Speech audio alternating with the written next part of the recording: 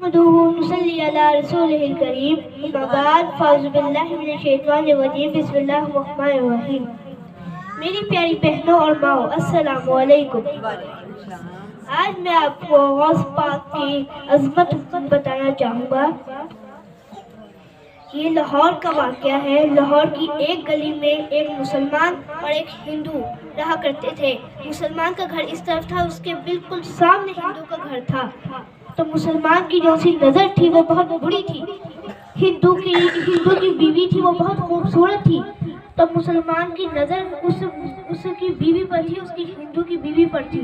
एक दिन हिंदू ने कहा है, हिंदनी अपनी बीवी से कहा है, हिंदनी मुझे ऐसा शक हुआ है कि मुसलमान की नज़र तुम पर है और मुझे डर है कहीं वो मुझसे तुम्हें छीन न ले।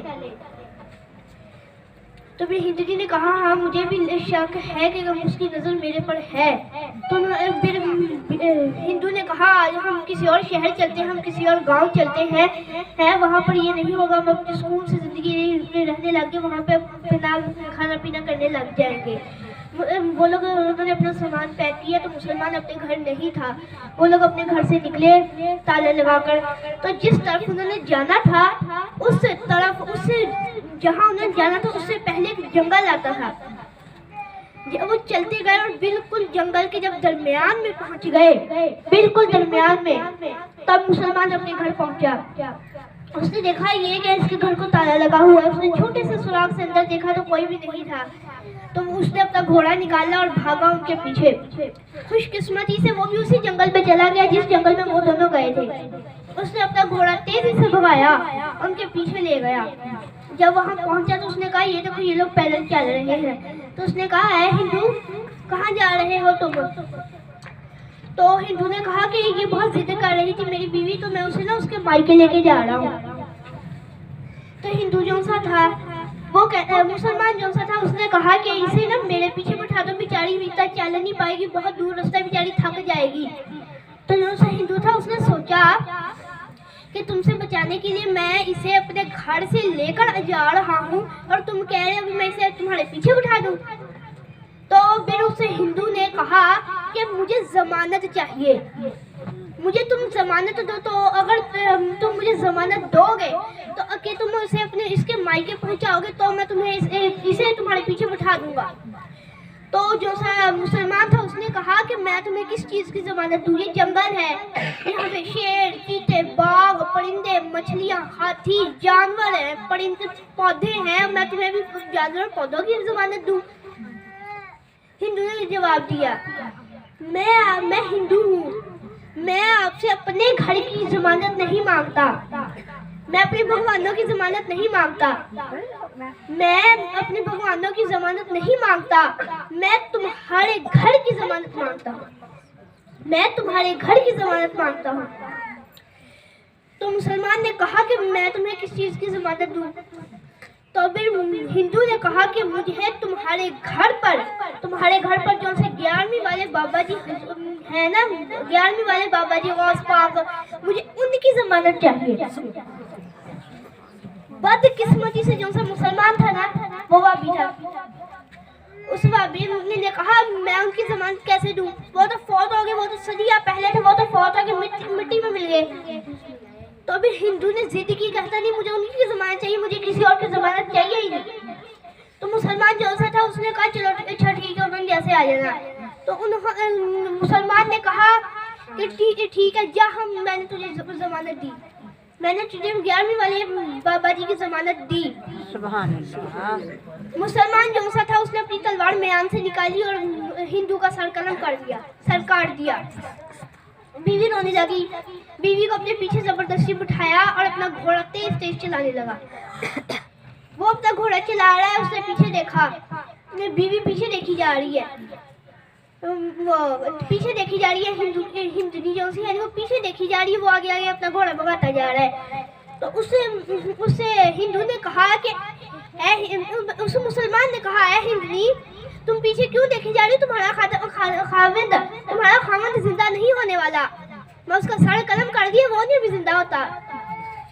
तो फिर उसे हिंदनी ने यह जवाब दिया मैं अपने खामद के जिंदा होने का इंतजार नहीं कर रही, मैं इंतजार कर रही हूँ जिनकी मैंने तुमसे जमानत मांगी थी, मैं उनके इंतजार कर रही हूँ। मैं 11वीं वाले सरकार का इंतजार कर रही हूँ। हिंदू जो सा था, मुसलमान जो सा था, वह भी उसने कहा कि वो नहीं आने वाले, उन्होंने आना ही नहीं है। वो तो कई सदियां पहले तो वो तो कब्र में दफनाए गए, फौत हो गए। वो तो उस हिंदू ने जवाब दिया कि वो तुम्हारा अकीदा है, वो तुम्हारा अकीदा है कि वो नहीं आएंगे, वो तुम्हारा अकीदा है कि वो नहीं आएंगे। मेरा अकीदा ये है कि वो आएंगे। सुभान अल्लाह। मेरा अकीदा ये है कि गौस पाक जरूर आएंगे। सुभान अल्लाह। तो फिर उसके बाद उसने हिंदू ने कहा कि अल्लाह के जो से वलीउल्लाह रसूल होते हैं तो वो कभी फौत नहीं होते। उनकी दुनियावी आंखें बंद हो जाती हैं, उनकी दुनियावी आंखें बंद हो जाती है, लेकिन महशर की आंखें कभी बंद नहीं होती। सुभान अल्लाह। उनकी आखिरत की आंखें कभी बंद नहीं होती। सुभान अल्लाह। तो फिर वो फिर घोड़ा अपना आगे तेज से चलाता गया। वो बीवी फिर भी पीछे देखती गई। वो आदमी दौड़ाता जा रहा था अपना घोड़ा, तो पीछे से आवाज आई, अचानक धूल से उड़ी, अचानक पीछे से आवाज आई, ए घुड़सवार रुक जा। बहुत गड़ा के आवाज आई, बहुत सख्त आवाज आई। अब ये थे गौस पाक सरकार, उनकी आवाज और घोड़ा ना रुके, ऐसा हो सकता है? नहीं। उन्होंने जैसे ही आवाज दी, पूरी घोड़े ने ब्रेक मार दी, वो वहीं पे रुक गया। गौस पाक सरकार ने अपनी तलवार निकाली और उसे मुसलमान का सर काट दिया, कलम काट दिया। बीवी जो सी थी हिंदू की जो सी बीवी थी, वो उनके कदमों में गिर गई, रोने लगी, कहती है आप कौन है, आप कौन है, इतने नूरानी चेहरे वाले, इतने सोने मुखड़े वाले, आप कौन है? तो गौस पाक सरकार ने फरमाया, जिसकी जमानत मांगती हो उसी को नहीं पहचानती। सुभान अल्लाह। जिसकी जमानत मांगती हो उसी को नहीं पहचानती। सुभान अल्लाह। जिसे याद करती हो उसी को नहीं पहचानती। सुभान अल्लाह। वो हिंदू फिर रोने लगी। तो फिर गौस पाक सरकार ने फरमाया कि जाओ, आज से तुम आजाद हो। हिंदू की बीवी बोली, हिंदू के मैं आजाद कैसे हूँ? अगर मैं मायके जाती हूँ तो वहाँ से भी लोग मुझसे पूछेंगे हमारा बेटा कहाँ है, हमारा बेटा कहाँ है, तुम कहाँ छोड़ आई उसे, अकेली क्यों आई, उसे साथ लेकर क्यों नहीं आई? वहाँ भी मुझसे सवालात होंगे। अगर मैं ससुराल जाती हूँ तो अभी मुझसे उधर पूछे हमारा बेटा कहाँ है, कहाँ छोड़ आई हो, अकेली क्यों आई हो, जाओ अभी। तो फिर गौस पाक सरकार ने फरमाया अब मैं क्या करूँ? तो फिर बीवी ने उस हिंदनी ने फरमाया कि या गौस पाक सरकार मुझे अपने शौहर की लाश के पास छोड़ जाए, मैं पूरी जिंदगी वहीं पे रोती रहूंगी, बैठी रहूंगी। गौस पाक सरकार उधर पहुंची उसे लेकर। वो बीवी जो सी हिंदनी थी वो कदमों में गिर गई और रोने लगी, कहती है आप मुझे रोते हुए छोड़कर जाएंगे? तो गौस पाक सरकार ने फिर पूछा कि अब मैं क्या करूँ, अब मैं क्या करूँ?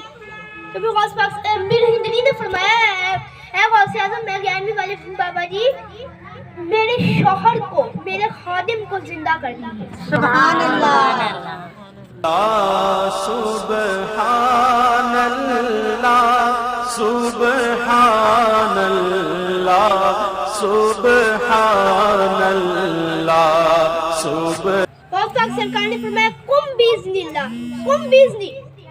हज़रत ईसा अलैहिस्सलाम भी मुर्दे जिंदा किया करते थे, फरमाया करते थे कुम बिइज़्निल्लाह, उठ अल्लाह के हुक्म से, उठ अल्लाह के हुक्म से।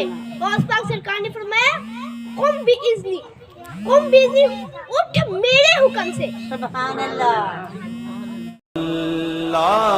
सुभान अल्लाह। वो हिंदू जिंदा उठा और कलमा पढ़ने लग गया।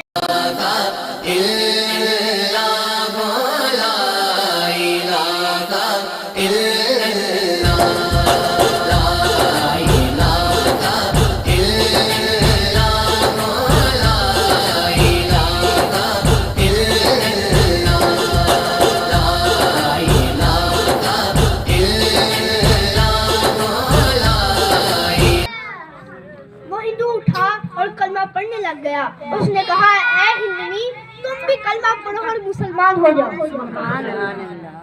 हिंदू ने कहा कि जितनी इनकी इज्जत और अजमत जमीन पर है ना, उससे कहीं गुना ज्यादा अर्श पर है। भी मैं मौत के बाद देख कर आ रहा हूँ। सुभान अल्लाह।